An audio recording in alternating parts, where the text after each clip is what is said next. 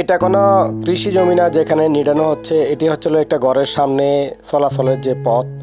তো এই পথটা যতটুকু আছে সেখানে চলাচলের জন্য সর্বোচ্চ 1.5 হাত জায়গা হলে কিন্তু চলাচল করা যায়। তো হাঁটার পথটাকে কেন কোপানো হচ্ছে? আপনারা জানেন যে বর্তমানে শাক সবজি সহ বিভিন্ন জিনিসপত্রের যে পরিমাণ মূল্য, চড়া মূল্য, এই চড়া মূল্য হওয়ার অন্যতম কারণ সম্পর্কে আমরা অনেকেই জানি।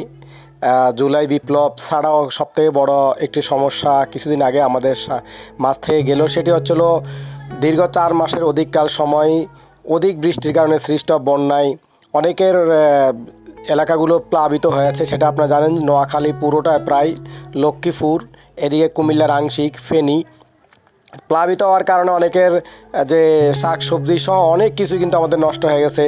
ধানের আমন ধানের যে একটা মৌসুম ছিল সেটিও কিন্তু চলে গেছে। অনেকেই ধান রোপণ করতে পারে না, কয়েকবার জ্বালা তৈরি করার পরেও সেগুলিও নষ্ট হয়ে গেছে।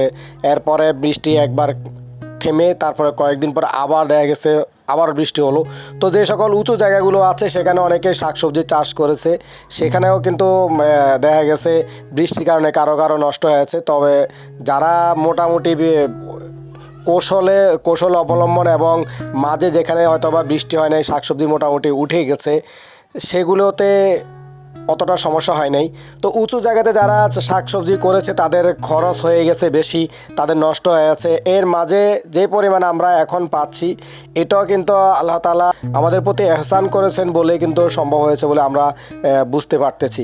কারণ যেই পরিমাণ অসুবিধা গেছে তার মধ্যেও এগুলো আছে। তবে যেই পরিমাণ চড়া মূল্য, এটা আসলে আমাদের যে অবস্থা, আমরা অনেকেই কিন্তু কিনে খাওয়ার মতো অবস্থা নেই। এমনিতেই চড়া মূল্য, তার মধ্যে যে পরিমাণ চাহিদা, সেখানে আমাদের যোগান দেওয়ার মতো সেই রকম পরিস্থিতি এখনও তৈরি হচ্ছে না।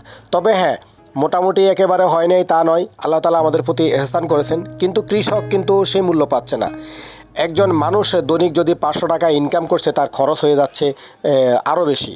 কিন্তু সেখানে যতটুকু টানাটানি করে করুক না কেন, তারপরেও কিন্তু সম্ভব হয়ে উঠছে না। এখন আমরা যদি আমাদের বাড়িঘরে যে সকল জায়গাতে আমাদের 1 ইঞ্চি জায়গা যদি আমরা যদি ফাঁকা না রাখি, তাহলে কিন্তু পারিবারিক চাহিদা মেটানো কিন্তু কোনো মতেই অসম্ভব নয়। আমরা যদি চেষ্টা করি তাহলে কিন্তু সম্ভব।